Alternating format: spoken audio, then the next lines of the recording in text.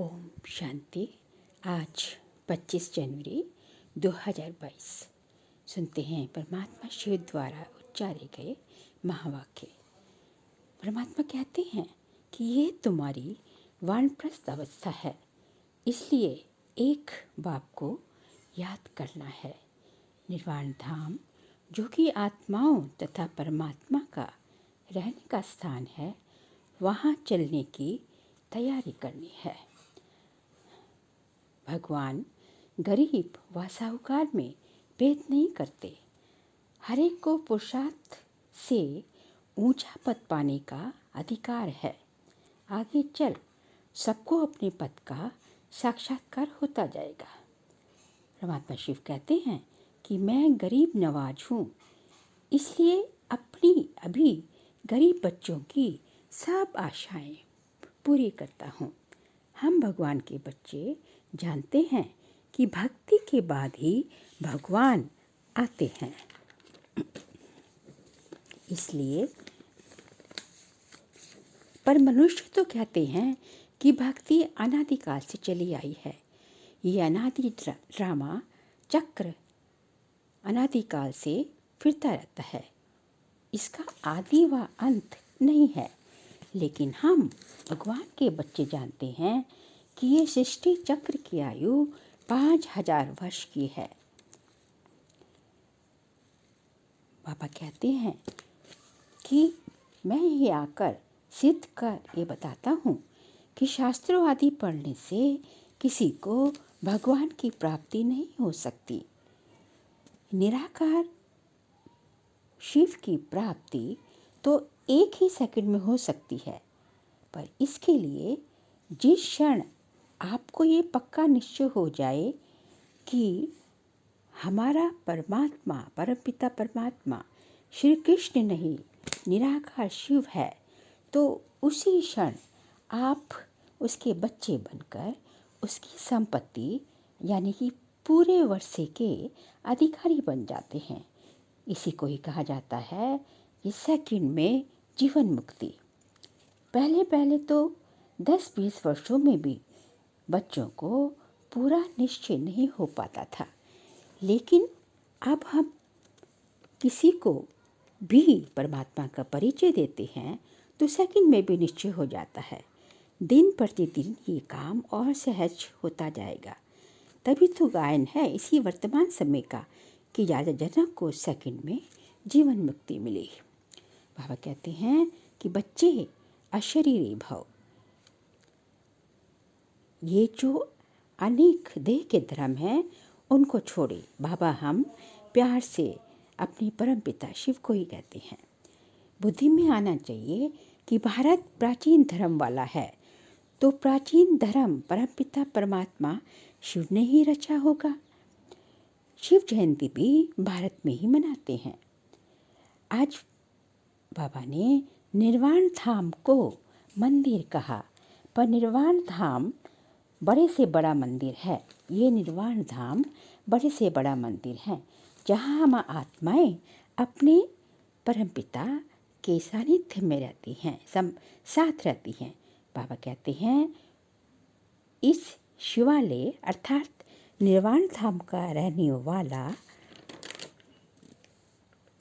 भगवान है, परमपिता परमात्मा है, और इसी को बेहद का शिवालय भी कहा सकता है।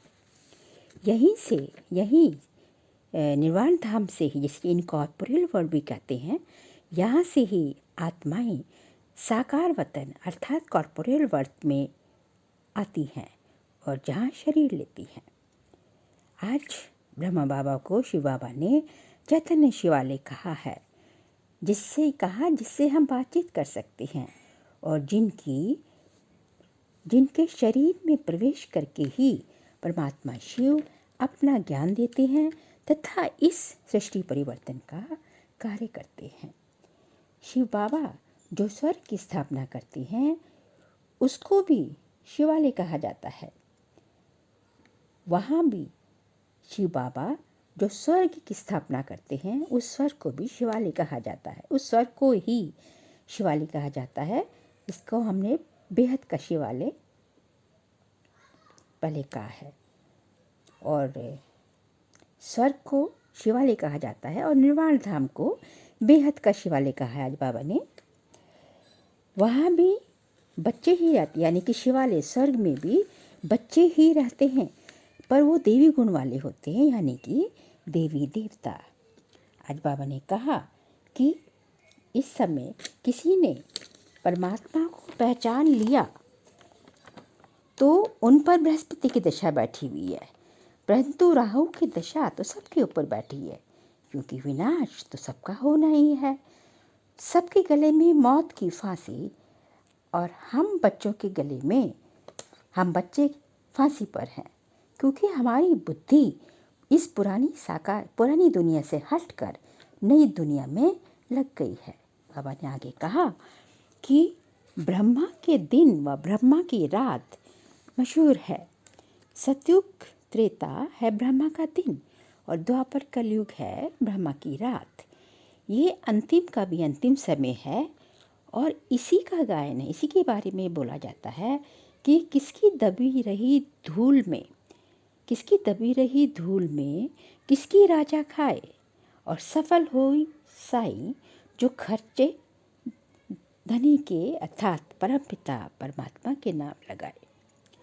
अभी हम परमात्मा को अपना सब कुछ, बाबा के बच्चे परमात्मा को अपना सब कुछ इंश्योर करते हैं और फिर वो हमें हमारी सारी आशाएं पूरी करता है, और जिसका एवज लगभग हमको पूरा कल्प ही मिलता है, 5000 वर्ष। बाबा कहते हैं आपका यादगार आबू में दिलवाड़ा मंदिर खड़ा है। बाबा ने आगे सर्विस के लिए युक्तियाँ बताई, की पॉइंट बताए कि हमें लिखना चाहिए कि आबू में आकर यदि ये मंदिर, दिलवाड़ा मंदिर नहीं देखा तो कुछ नहीं देखा, और हमें इन जो दिलवाड़ा मंदिर के जड़ चित्रों हैं उनके आगे उनके बारे में समझाना चाहिए और पूछना चाहिए कि आप क्या इनके इन जो बैठे हैं जड़ चित्र हैं इनके ऑक्यूपेशन को जानते हो। जिज्ञासु से पूछना चाहिए।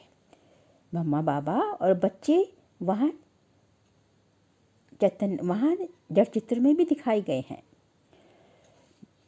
जो बच्चे माता पिता की आज्ञा पर पूरा चलते हैं तो एकदम तर ही जाते हैं।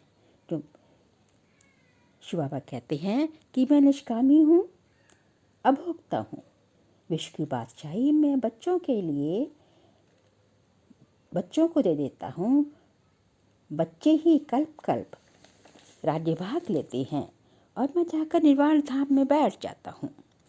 लेकिन फिर भी कई बच्चे बाबा को छोड़ बाबा को और गति दे देते हैं। आज का वरदान है, बालक सो मालिक की सीढ़ी चढ़ने और उतरने वाले बेफिक्र डबल लाइट भव। बाबा कहते हैं कि सदा ये स्मृति रहे कि मैं आत्मा मालिक हूँ और मालिक हूँ, और कभी जब मालिक चाहिए तो मालिक हूँ, और मालिक के साथ मैं कभी मालिक और फिर बालक। जिस समय जिसकी ज़रूरत है मालिक बनकर आप अथॉरिटी के साथ संगठन में या व्यक्तिगत भी किसी को राय दे सकते हैं, और फिर सहज भाव से जब मेजॉरिटी का डिसीजन हो गया तो सहज भाव से उस डिसीजन को एक्सेप्ट करो। और जैसे बालक हमेशा बेफिक्र और चिंता रहित रहता होता है क्योंकि उसको पता है कि उसका बाप उसका साथ है, तो इस तरह हमेशा ये बालक सुबालक की स्मृति रखने से हम सहज ही बोझ मुक्त बन जाएंगे और डबल लाइट स्थिति हमेशा बनी रहेगी। आज का स्लोगन है कि जो अपने को आत्मा, जिसको पुरुष भी कहा जाता है, समझकर अपने रथ यानी शरीर द्वारा कार्य कराते हैं, वही सच्चे पुरुषार्थी हैं। क्योंकि इस तरह आत्मा जब राजा बनकर अपनी करावनहार बनकर अपनी कर्मेंद्रियों द्वारा कार्य कराती है तो वह स्वराज्य अधिकारी बन जाती है, और इस स्वराज्य अधिकारी का जो संस्कार है, जो अभ्यास है, वही उसको जो है बहुत अच्छा पुरुषार्थी बना देता है। आज का तो आज इस अभ्यास करेंगे कि समय और स्थिति को देखकर कभी मालिक और कभी बालक बनकर आपस में स्वभाव और व्यवहार में आएंगे, तो आपस में स्वभाव संस्कारों के टकराव से और उससे सहज ही किनारा होता जाएगा, और यही किनारा हमें अपनी श्रेष्ठ एकरस स्थिति बनाने में सहायक होगा। ओम शांति।